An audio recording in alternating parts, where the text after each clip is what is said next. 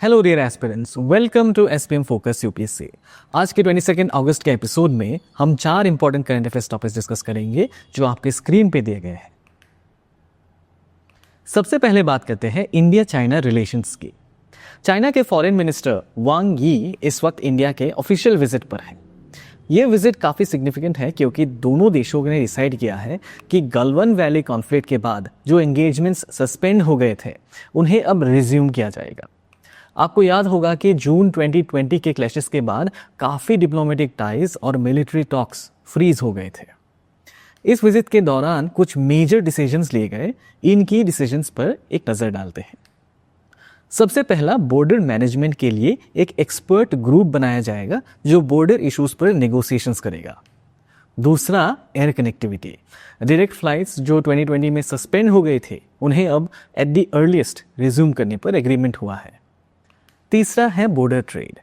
Lipulekh pass of Uttarakhand, Shipki La pass of Himachal Pradesh और नाथुला पास of Sikkim के through trade दोबारा ओपन किया जाएगा।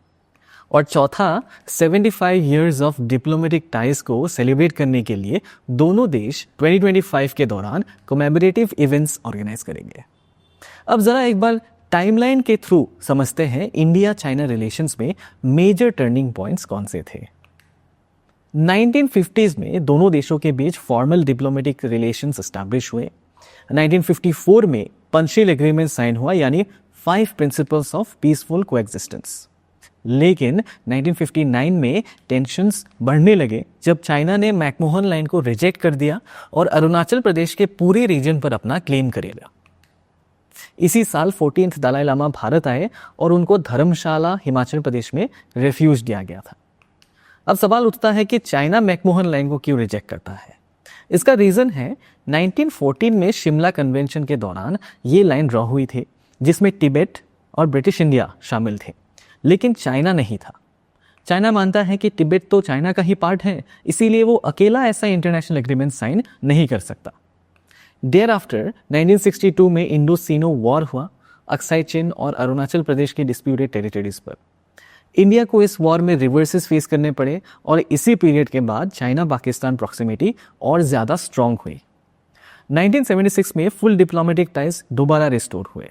79 में अटल बिहारी वाजपेयी जी, जो उस वक्त के फॉरेन मिनिस्टर थे, चाइना गए और ट्रेड टाइज एक्सपांड करने के लिए बात किया। उसके बाद 1984 में most favoured nation trade agreement sign हुआ, followed by the peace and tranquillity agreement of 1993। ये पहली बार था जब एलएसी को ऑफिशियली रिकॉग्नाइज किया गया।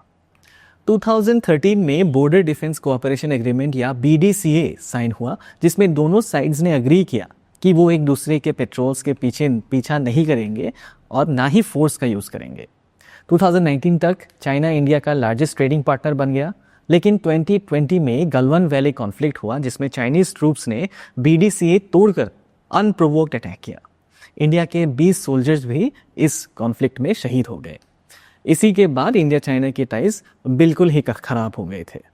अब करेंट सिचुएशन ये है कि यूएस के टैरिफ रिलेटेड एक्शंस के बैकग्राउंड में इंडिया अपने टाइज को रीसेट करने की कोशिश कर रहा है, एक बैलेंसिंग स्ट्रेटेजी के तौर पर। इसी टॉपिक के बेसिस पर एक प्रीलिम्स प्रैक्टिस क्वेश्चन दिया गया है, इसका आंसर आप कमेंट सेक्शन में दे सकते हैं। चलिए मूव ऑन करते हैं दूसरे टॉपिक पर, 130th कॉन्स्टिट्यूशनल अमेंडमेंट बिल 2025।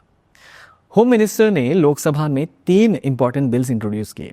इन बिल्स का मेन फोकस है उन लीडर्स को रिमूव करने का लीगल फ्रेमवर्क देना जो सीरियस क्रिमिनल चार्जेस में अरेस्ट होकर 30 डेज तक कस्टडी में डिटेन हुए हैं। आइए इन 3 बिल्स को डिटेल में देखते हैं। पहला 130th कॉन्स्टिट्यूशनल अमेंडमेंट बिल जो प्राइम मिनिस्टर, चीफ मिनिस्टर्स और मिनिस्टर्स सब पर लागू होते हैं। दूसरा है Jammu and Kashmir reorganisation amendment bill जो जम्मू एंड कश्मीर के चीफ मिनिस्टर और मिनिस्टर्स के रिमूवल को क्लियर करता है।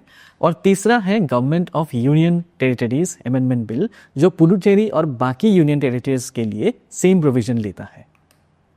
130th amendment bill specifically article 74, 164 और 239 AA को अमेंड करती है। अगर प्राइम मिनिस्टर, चीफ मिनिस्टर या कोई मिनिस्टर 5 साल या उससे ज़्यादा के पनिशमेंट वाले ऑफेंस में अरेस्ट हो जाते हैं और 30 दिन तक कंटिन्यूसली कस्टडी में रहते हैं तो उन्हें रिमूव कर दिया जा सकता है। रिलीज के बाद वो दोबारा रीअपॉइंट तो हो सकते हैं, लेकिन उन्हें कस्टडी के दौरान ऑफिस होल्ड करना अलाउड नहीं होगा। According to this bill, removal का पावर प्रेसिडेंट, गवर्नर या लेफ्टिनेंट गवर्नर के पास होगा। इस बिल का मेन ऑब्जेक्टिव है क्रिमिनलाइजेशन ऑफ पॉलिटिक्स को कर्ब करना। ये रीसेंट केसेस जैसे दिल्ली चीफ मिनिस्टर अरविंद केजरीवाल के अरेस्ट के कॉन्टेक्स्ट में भी इंपॉर्टेंट है। इसी टॉपिक के बेसिस पर एक प्रीलिम्स प्रैक्टिस क्वेश्चन दिया गया है, इसका आंसर आप कमेंट सेक्शन में दे सकते हैं। अब अगली न्यूज़ है ऑनलाइन गेमिंग बिल 2025। लोकसभा ने promotion and regulation of online gaming bill pass कर दिया है। इस बिल का मेन एम है रियल मनी गेमिंग को बैन करना और गेमिंग इंडस्ट्री को रेगुलेट करना।